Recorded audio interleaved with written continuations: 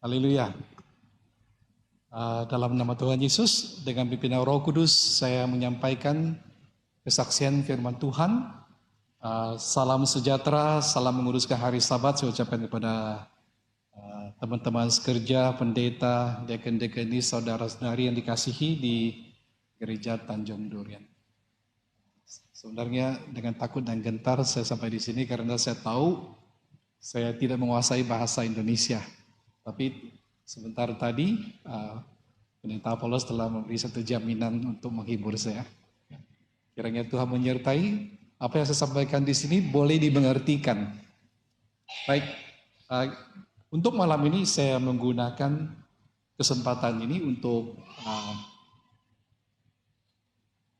membahagikan firman Tuhan yang bertopik Mazmur Ziarah.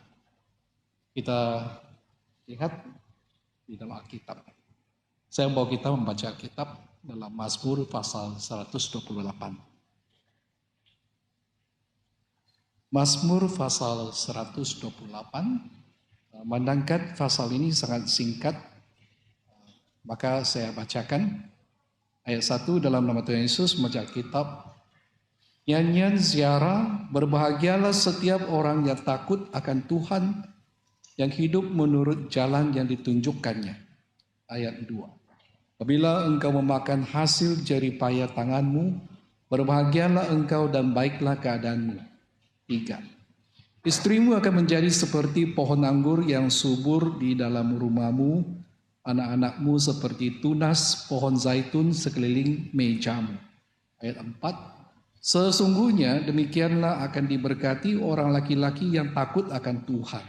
Ayat 5. Kiranya Tuhan memberkati engkau dari Sion, supaya engkau melihat kebahagiaan Yerusalem seumur hidupmu. Ayat 6.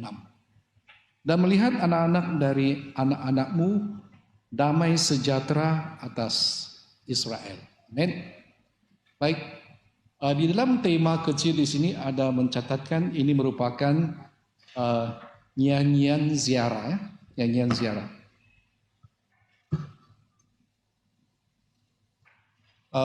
Apa maksudnya nyanyian ziarah? Kalau kita lihat dalam Mazmur bermula dari pasal 120 sehingga pasal 134, setiap tema di atas itu ada ditulis nyanyian ziarah. Ada dua kemungkinan latar belakang Mazmur ziarah ini. Yang pertama, kita tahu bait suci ini dibina di atas Bukit Sion yang tingginya lebih kurang 2.300 kaki. Jadi kalau menurut hukum Taurat, setiap kaum lelaki itu wajib untuk datang ke bait suci untuk menghadap Tuhan Allah dalam 3 perayaan agama yang terutama, yaitu bermula dari Paskah sampai Pentakosta sampai Pondok Daun. Jadi biasanya mereka akan membawa seisi keluarga datang untuk beribadah dengan korban persembahan mereka menuju ke Bukit Sion. Disebabkan itu ada bukit, bait suci terletak di atas Bukit Sion. Jadi ketika mereka berjalan kaki, mereka naik bukit, sepanjang jalan itu mereka akan nyanyi Mazmur ziarah, 15 buah Mazmur ziarah ini. Nah, Mazmur sebenarnya adalah kidung rohani yang dinyanyikan pada zaman bait suci. Pada perjanjian lama, pada zaman bait suci, setiap Mazmur itu boleh dinyanyi. Sekarang yang tinggal dalam kitab hanya liriknya, tapi melodinya bagaimana kita tidak tahu. Namun kalau kita ingin mendengar Mazmur bagaimana dinyanyikan, kita boleh buka di YouTube. Ya, contohnya kita type Mazmur 128 bagaimana bunyinya. Jadi mungkin kita boleh jumpa lebih daripada 10 ataupun 20 maupun lebih 50 jenis melodinya. Cuma bagaimana corak melodinya pada zaman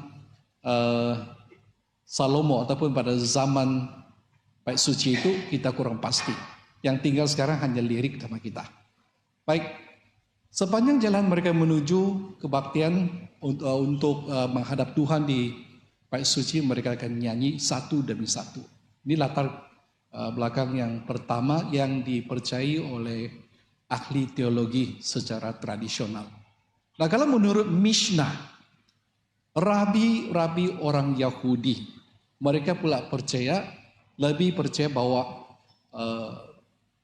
Mazmur Ziarah ini dinyanyikan apabila orang Israel mereka sedang beribadah pada perayaan agama.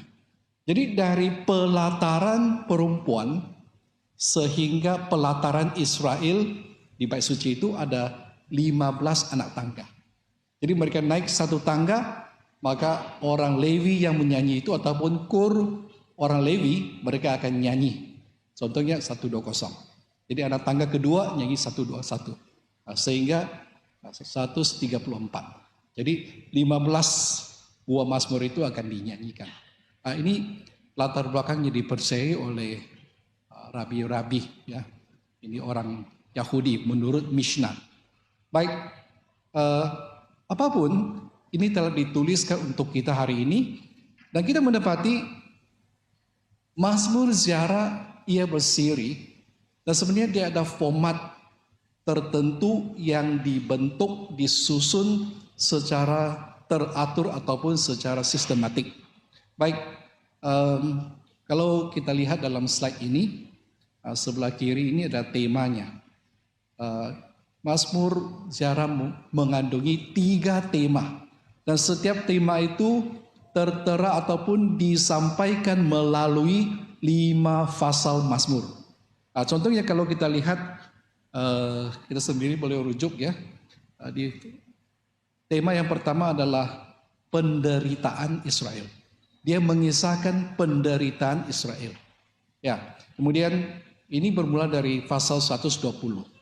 Nah, kalau kita explore pasal ini kita akan mendapati di dalamnya banyak menceritakan tentang penderitaan orang Israel. Kemudian di pasal 123, pasal 126, pasal 129 dan pasal 132, semuanya atau 5 Mazmur ini sebenarnya menceritakan tentang bagaimana bangsa Israel menderita. Nah, kemudian tema yang kedua, pertolongan Tuhan. Pertolongan Tuhan. Tuhan maksud saya adalah semuanya huruf besar, Adonai. Nama Tuhan Allah bagi orang Israel di dalam perjanjian lama. Ya, kalau kita lihat Tuhan semuanya huruf besar, bermaksud itu adalah Adonai yang disebutkan oleh orang Israel. Ya, mereka menggunakan Adonai untuk menggantikan nama, bagaimana sebutan nama Tuhan yang pada asalnya. Kemudian selepas pembuangan di kota Babel, mereka telah melupai bagaimana sebutannya asal, bagaimana Tuhan tunjukkan pada Musa pada mulanya. Ya, baik. Ini adalah tentang pertolongan Tuhan Israel. Berarti di pasal 121, 124, 127, 130, 133, pasal ini sebenarnya adalah doa untuk mendoakan, yaitu supaya Tuhan akan campur tangan, supaya Tuhan akan berbelas kasihan dengan mereka yang sedang menderita. Ya, jadi semuanya ada berkisahkan tentang pertolongan Tuhan. Jadi Mazmur Ziarah adalah mengajar kita bagaimana untuk mendapatkan pertolongan Tuhan dalam hidup kita. Baik, kemudian tema yang ketiga, mendoakan Yerusalem. Ya, mereka melalui 5 pasal ini, 122, 125, 128, 131, 134, maka pujangga berseru kepada semua umat Tuhan supaya semua akan bergabung dalam doa, mendoakan Israel akan memperoleh damai sejahtera, mendoakan masa depan Yerusalem, ya, Yerusalem ataupun kota kudus. Baik, kita ambil satu contoh. Kita akan coba belajar satu pasal, yaitu di pasal 128. 128 ia bermula daripada berbahagialah. Berbahagialah. Kalau kita mengkaji jenis ataupun genre Mazmur, ya, maka kita mendapati ada sejenis genre Mazmur yang disebut sebagai Mazmur Asher. Asher adalah salah seorang anak Yakub, ya, yang bermaksud berbahagialah.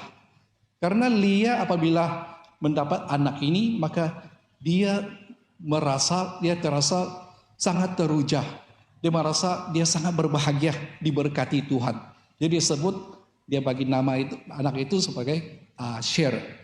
Jadi dalam Mazmur, contohnya pasal 1, ya, maka ia bermula dengan apa? Berbahagialah.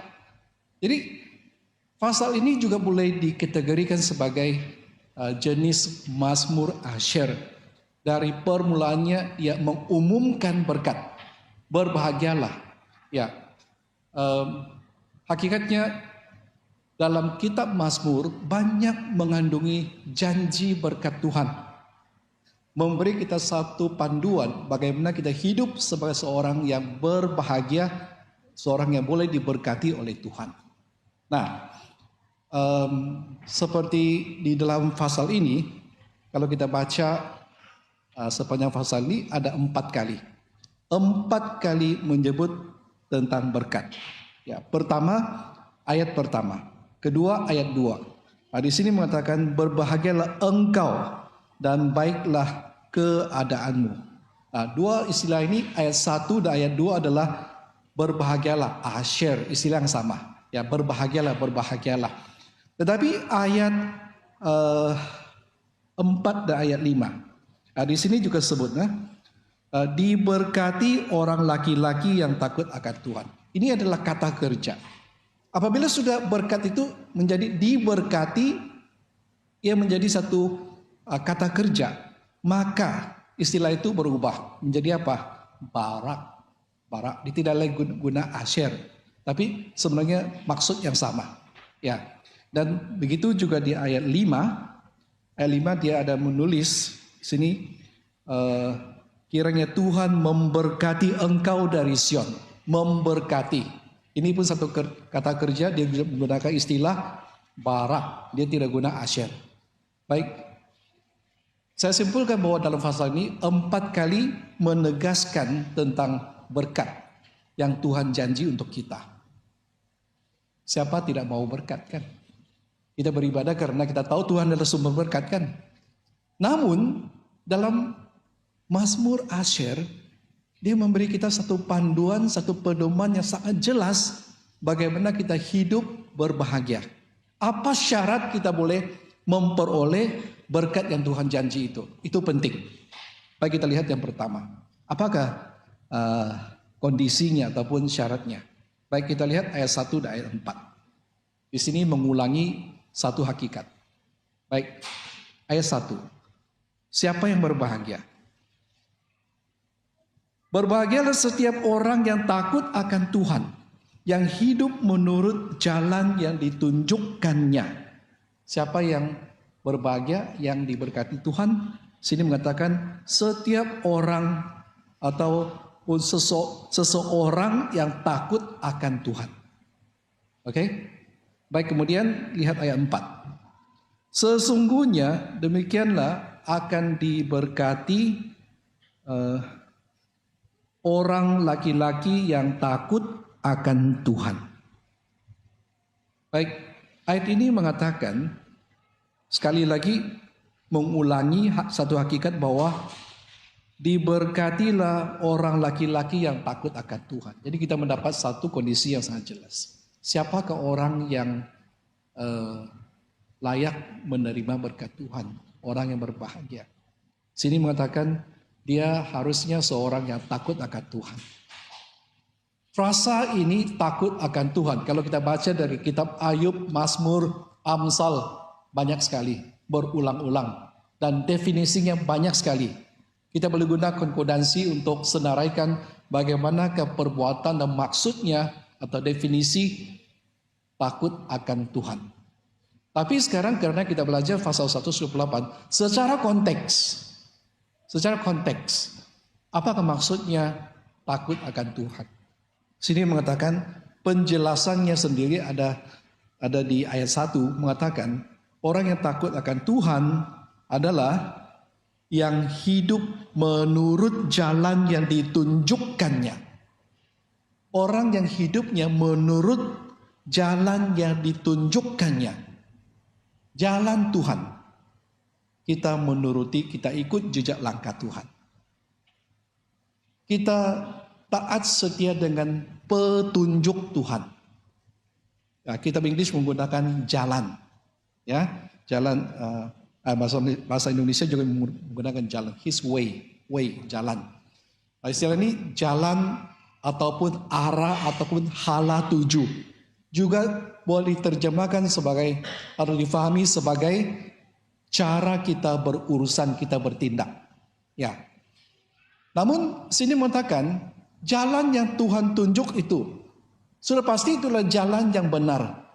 Sudah pasti itu adalah jalan yang tepat. Sudah pasti itulah jalan yang menuju kepada keselamatan. Jalan yang menuju ke sorga. Beberapa hari ini saya ada keluar ikut teman-teman sekerja bawa saya keluar makan. Hampir setiap kali kami keluar, kami ada pengalaman yang tersesat sekejap. Ya.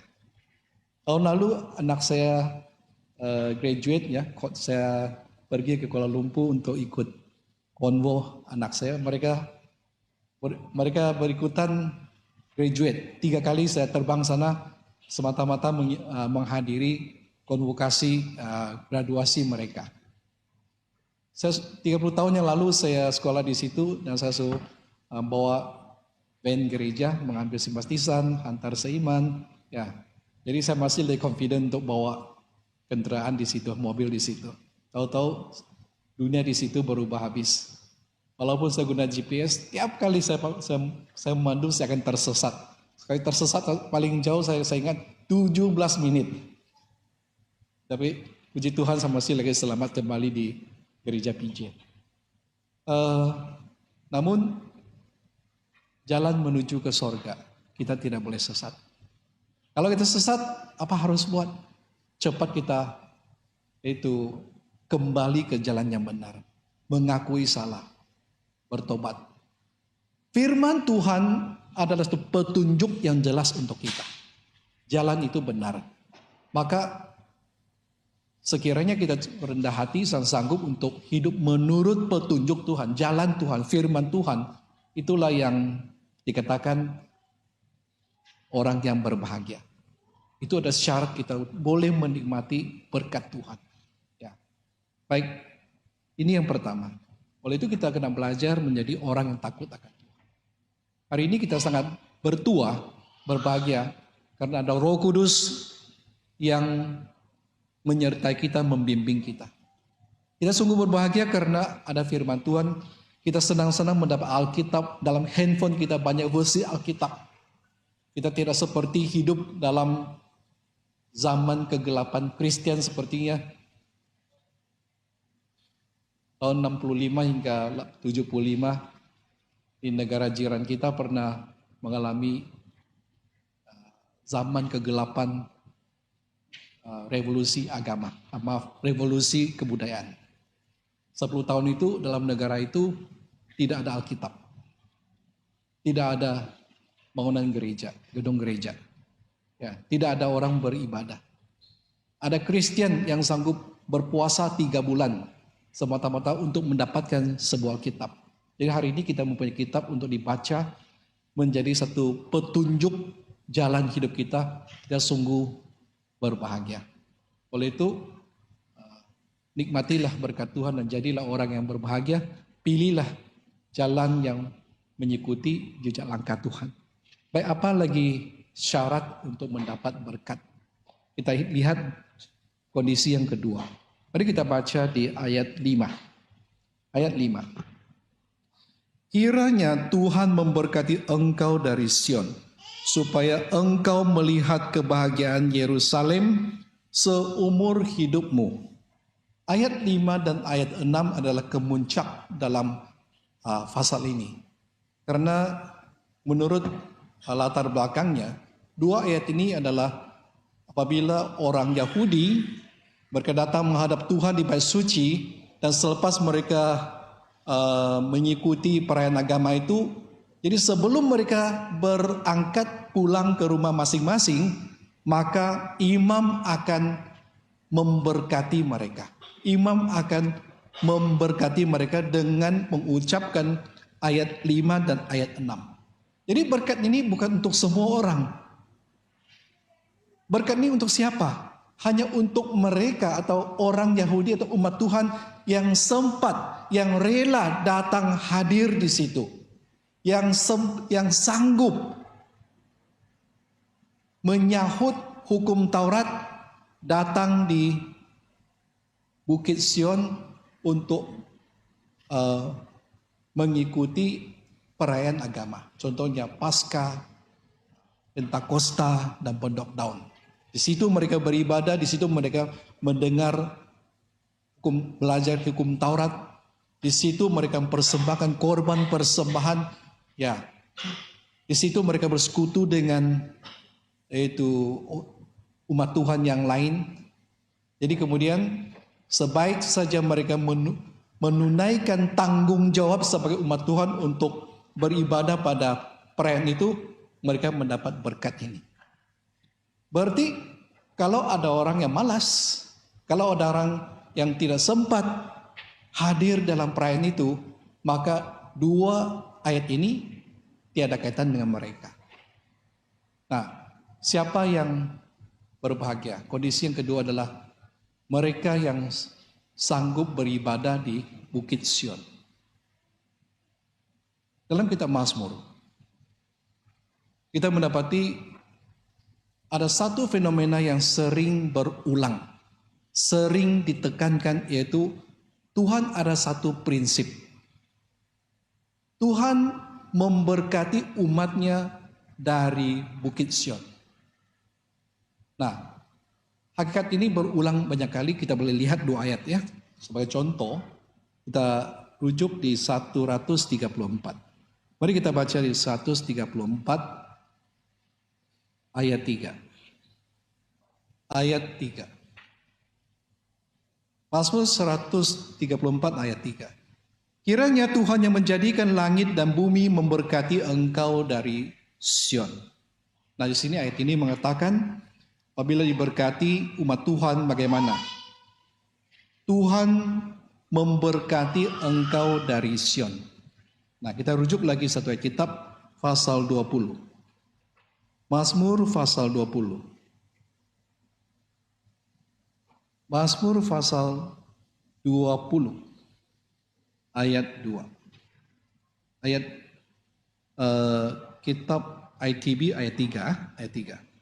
Kiranya dikirimkannya bantuan kepadamu dari tempat kudus dan disokongnya engkau dari Sion. Nah, saudara, sekali lagi sini menekankan satu hakikat di mana Tuhan membantu kita dari tempat kudusnya. Tuhan menyokong kita dari Bukit Sion. Persoalannya hari ini, di manakah Bukit Sion kita hari ini? Kalau menurut kitab Ibrani pasal 12, Bukit Sion rohani itu adalah jemaat. Kita baca di sana ya. Mari kita lihat. Mari kita lihat di Ibrani pasal 12.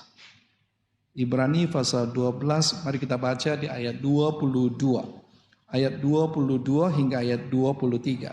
Tetapi kamu sudah datang ke Bukit Sion, ke kota Allah yang hidup, Yerusalem sorgawi, dan kepada beribu-ribu malaikat, suatu kumpulan yang meriah. Dan pada jemaat anak-anak sulung yang namanya terdaftar di sorga, dan kepada Allah yang menghakimi semua orang, dan kepada roh-roh orang benar yang telah menjadi sempurna. Nah, saudara, kalau kita lihat di sini mencatatkan Bukit Sion yang dimaksudkan di sini adalah Bukit Sion yang rohani.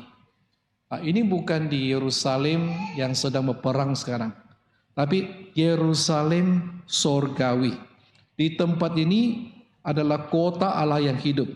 Di Sion ada beribu-ribu malaikat. Nah, di mana ke tempat ini? Ayat 23 mengatakan, tempat ini adalah jemaat anak-anak sulung. Bukit Sion adalah jemaat anak-anak sulung. Jemaat, eklesia, gereja, church. Gereja Tuhan adalah Bukit Sion rohani. Sinilah kota hidup, kota Allah yang hidup. Di sini terdapat beribu-ribu malaikat. Kalau kita melihat malaikat dalam gereja, itu penglihatan yang biasa saja. Simpatisan ataupun seiman kita sering melihat malaikat kita dalam khususnya pada hari Sabat. Di Sabat di China, ya, asalkan di mana ada gereja Yesus sejati, di situ sering ada orang melihat ada malaikat karena di situ adalah Bukit Sion. Jadi berarti Tuhan di gereja Tuhan adalah rumah Tuhan. Tuhan ada di sini. Jadi bila kita datang di rumah Tuhan, menghadap Tuhan pada hari Sabat, kebaktian malam, bila-bilanya kita datang KKR, kita sebenarnya datang menghadap Tuhan di Bukit Sion. Dan Tuhan memberkati kita dari Bukit Sion. Tuhan menolong kita dari sini. Tuhan menolong kita dari sini. Ini prinsip Tuhan. Tuhan itu maha wujud. Tuhan adalah roh yang maha kuasa. Tuhan boleh terbang sampai di rumah kita, memberkati kita. Tapi Tuhan ada prinsip. Kita harus datang di rumahnya. Sebagai anaknya, hati kita harus rindu dengan rumah Tuhan. Kembali untuk melihat, mencari Tuhan, Bapa kita. Maka anak seperti itu layak diberkati. Nah, selepas pandemik, di Sabah dan saya mendapati di negara-negara yang lain pun ada satu fenomena yang sama.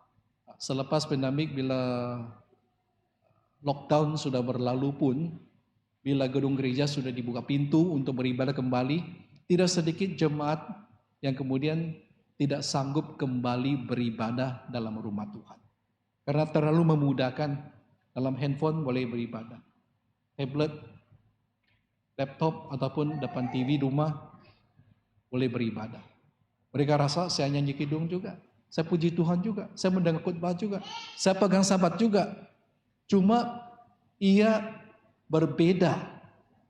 Ia berbeda. Secara fisikal kita tidak hadir dalam Bukit Sion. Kalau kita tidak kesampaian di sini, artinya berkat itu pun tidak kesampaian sama kita. Sungguh berbeda. Kesannya berbeda. Dan menurut perintah Tuhan pun sebenarnya itu tidak menepati permintaan Tuhan. Contohnya hari Sabat, menurut hukum Taurat bagaimana? Harusnya ada pertemuan kudus. Artinya orang-orang umat Tuhan berkumpul bersama. Jadi kalau kita hanya kebaktian di bilik sendiri, di ruang tamu sendiri, kita tidak ada pertemuan itu. Kita tidak ada persekutuan itu. Nah, berkat tidak kesampaian. Nah, kita mendapati sesungguhnya kehadiran kita di dalam Bukit Sion rohani ini tidak membuang masa, tidak sia-sia. Saat kita kembali selepas ibadah, kita akan membawa berkat yang berkelimpahan kembali ke rumah masing-masing. Berkat itu akan melalui kita sebagai satu saluran berkat, kemudian disalurkan kepada keluarga kita. Ya, baik, ini adalah janji Tuhan. Baik, selepas itu kita lihat pasal ini juga senaraikan setiap berkat yang Tuhan janji untuk mereka yang takut Tuhan, mereka yang setia untuk beribadah di Bukit Sion. Kita lihat di sini. Apakah berkat itu? Saya akan sebut yaitu secara ringkas ya. Baik, kita akan lihat dengan sepintas lalu. Kita kembali di 128. Mazmur 128 kita baca di ayat 2. Ayat 2. Apabila engkau memakan hasil jeripaya tanganmu, berbahagialah engkau dan baiklah keadaanmu. Baik, sini mengatakan orang yang takut akan Tuhan berbahagia. Apakah kebahagiaan, apakah berkat yang dia akan menikmati? Sini dijelaskan dia akan makan hasil jeripaya tangannya. Dia sempat menikmati, mengecapi hasil daripada jerih payah dirinya. Maksudnya apa? Kita mendapati seorang yang rajin, bertanggung jawab, committed dalam karirnya. Sepatutnya dia boleh memperoleh hasil kekayaan ataupun pendapatan yang boleh dia nikmati. Tapi hakikatnya tak semestinya begitu. Orang kaya tak semestinya menikmati hasil daripada jari lelahnya. Ada seorang diaken di Sabah ya. Pada sekali apabila saya cerita dengan beliau, dia kata dia bekerja dengan seorang seiman juga, jemaat kita, tapi orang kaya. Majikannya ada orang kaya seiman kita. Dia kata setiap hari makan tengah hari dia akan dijemput ke rumah majikannya makan tengah hari di situ. Jadi saya kata bahagianya hari-hari makan besar lah saya kata. Hari-hari tengah hari berjamuan besar. Jadi bagaimana makanannya dia kata, semuanya makanan tawar dia kata. Makanannya tawar. Kenapa tawar kata? Kolesterol tinggi, tekanan darah tinggi, ini tinggi, itu tinggi, gula tinggi. Jadi makanannya tawar. Jadi saya melihat satu fakta, satu kenyataan di mana orang kaya tak semestinya menikmati hasil daripada jari lelahnya. Jadi apabila Tuhan berkati kita, kita ada kesehatan, kita ada selera untuk menikmati hasil daripada jari lelah kita. Tidak perlu terlalu was-was bila makan. Saya tidak mengatakan tidak perlu kita mengamalkan penguasaan diri. Maksudnya kita boleh menikmati berkat itu adalah berkat. Ya. Baik, apa lagi? Lihat ayat 3. Istrimu akan menjadi seperti pohon anggur yang subur di dalam rumahmu. Ini konsep orang Yahudi yang paling penting. Istri suburkah tidak? Ini menurut konsep orang Yahudi, mereka paling peka dalam hal ini. Selepas nikah, istri harus subur. Artinya dapat memperanakkan keturunan. Ya, sebagaimana Tuhan memberkati Adam dan Hawa. Berkat yang Tuhan julung kali ucapkan kepada manusia selepas penciptaan adalah beranak cuculah dan penuhilah bumi. Sebagai hamba Tuhan, bila tiap kali kami yang pimpin dengan acara pernikahan, dalam slot pemberkatan itu paling penting adalah bagian ini. Tidak boleh dilupai. Saya ingat pernah ada seorang pendeta di Sabah ketika kami membantu dalam satu upacara pernikahan. Pendeta itu yang pimpin dalam slot pemberkatan. Selepas itu, saya dia agak panik dan dia jumpa dengan saya. Dia kata, pendeta, tadi seolah-olah saya terlupa sebut mendapat keturunan yang ilahi ya. Saya kata, iya memang tiada. Jadi bagaimana dia kata? Saya kata sudah berlalu. Apa yang kita boleh buat? Hanya bantu doa dia. Jadi pendeta itu agak panik. Dan sebenarnya saya pun panik. Kenapa? Kalau selepas nikah tiada anak, kami yang dipersalahkan. Jadi tahun pertama kami perhatikan pasangan suami istri itu memang tiada anak. Tahun kedua belum ada anak, kami bantu doa. Tahun ketiga belum ada anak, kami tambah panik, kami bantu doa. Tahun keempat belum lagi ada anak. Bagaimana? Minta Tuhan membelas kasihan. Tahun kelima akhirnya dapat juga. Jadi saya rasa bukan saya orang Yahudi, kita gereja sejati pun hal ini penting juga kan. Ya. Jadi namun orang yang berbahagia, orang yang takut Tuhan, orang yang setia beribadah dalam hal ini adalah satu janji berkat Tuhan. Ada satu janji berkat Tuhan.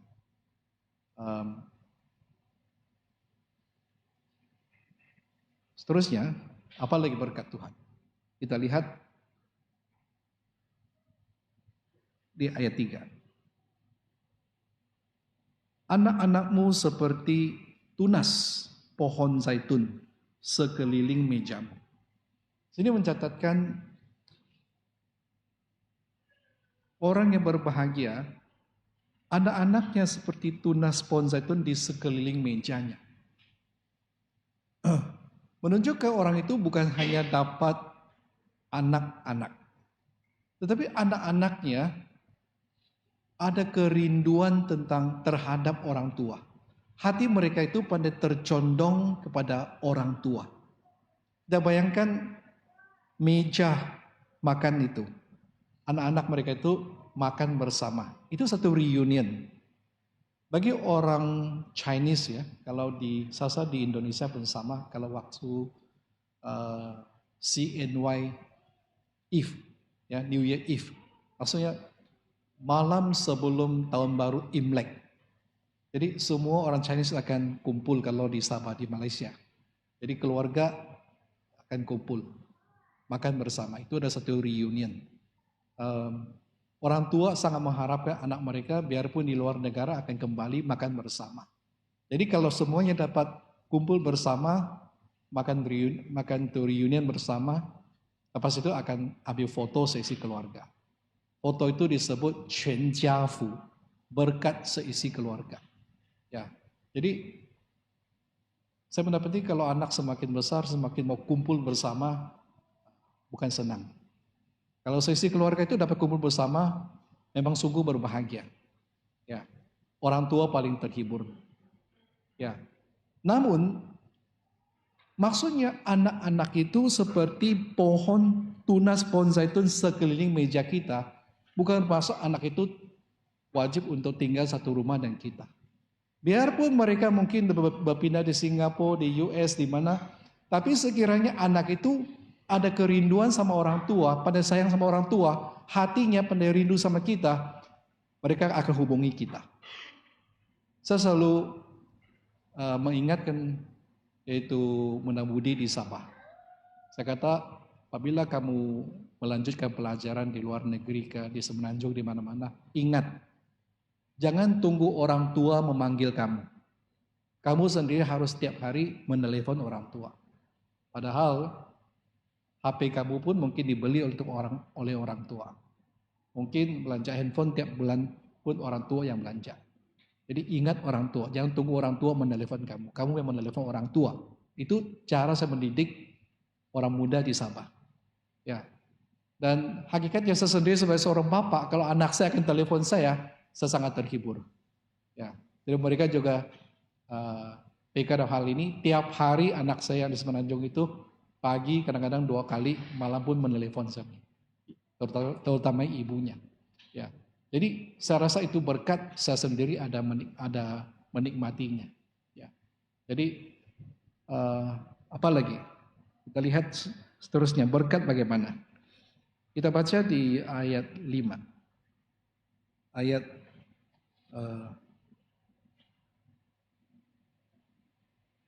Kita langsung ke ayat 6.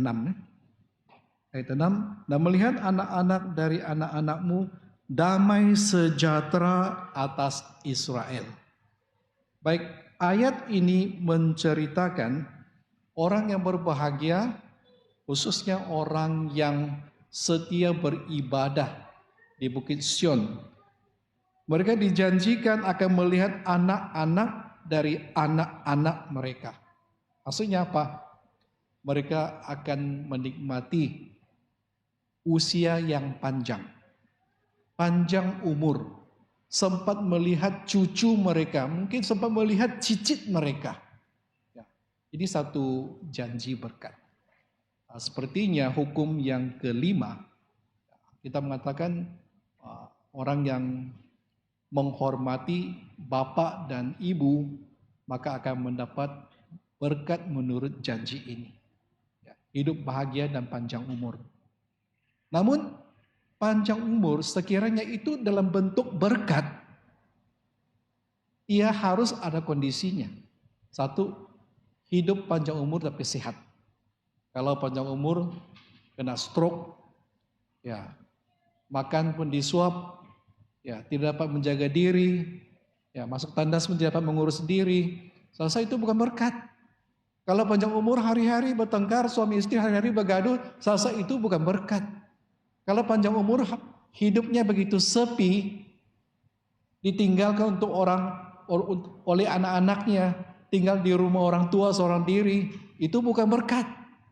Ya, berkat panjang umur karena hidup bahagia. Anak-anak dan cucu pandai sayang orang tua. Suami istri saling mencintai. Ya, berkat Tuhan itu kita boleh nikmati. Nah, baik, kita lihat akhir sekali, apa lagi berkat yang disebut di sini? Ada satu berkat yang bersifat rohani. Dan saya rasa itu sangat bermakna dan sangat bernilai bagi kita. Yaitu di ayat 5. Mari kita lihat ayat 5. Kiranya Tuhan memberkati engkau dari Sion, supaya engkau melihat kebahagiaan Yerusalem seumur hidupmu. Nah, di sini mengatakan satu berkat adalah kita dapat melihat kebahagiaan Yerusalem. Selagi kita hidup, kita boleh melihat kota kudus, rumah Tuhan maju. Kita boleh melihat bait suci Tuhan itu diberkati Tuhan. Ramai orang yang datang beribadah bersama.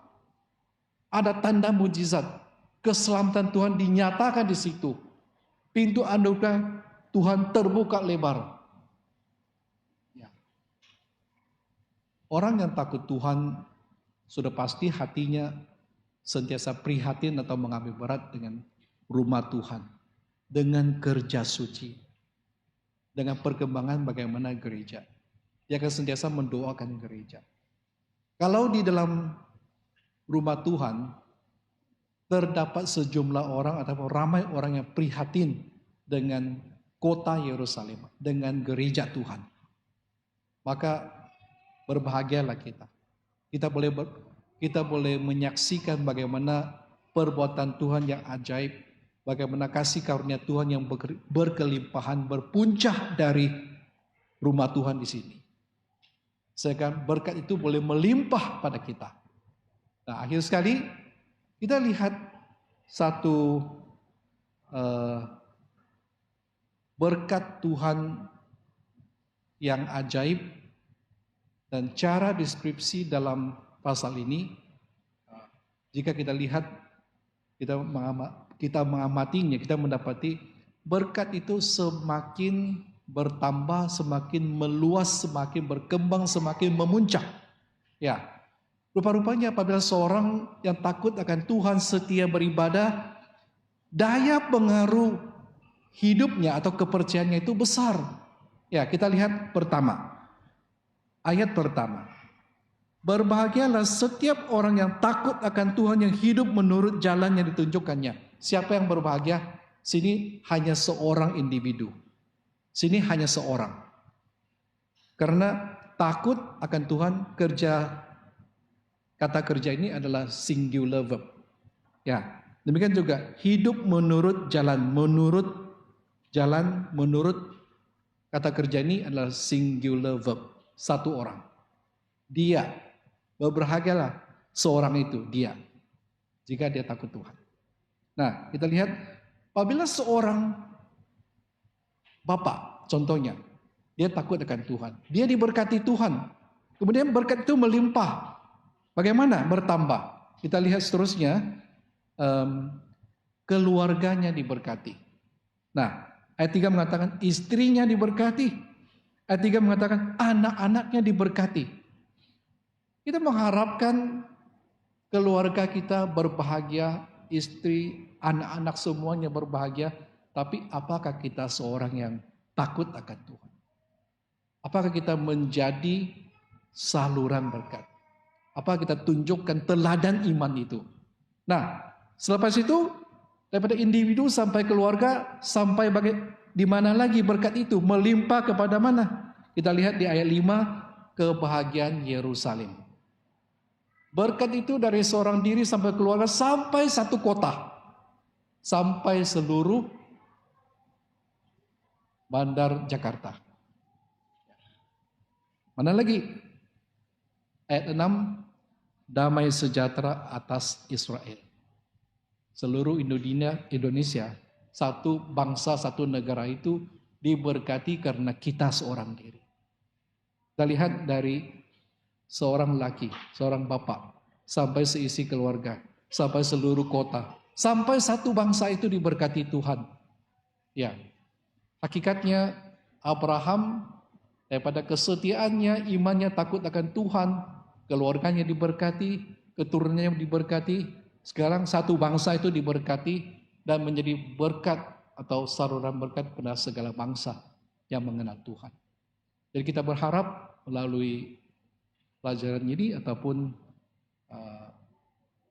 Mazmur ziarah ini boleh menjadi satu pedoman atau hala tuju usaha kita dalam perjuangan iman kita dalam permulaan dari Sabat ini. Dan akhir sekali, seperti mana imam memberkati mereka yang beribadah di Bukit Sion, demikian juga saya memberkati kita semua dengan ayat 5 dan ayat 6 sebagai kesimpulan saya. Ayat 5, saya bacakan. Kiranya Tuhan memberkati engkau dari gereja Yesus sejati, supaya engkau melihat kebahagiaan gereja Yesus sejati seumur hidupmu, ayat 6, dan melihat anak-anak dari anak-anakmu, damai sejahtera atas gereja Yesus sejati. Haleluya, amin.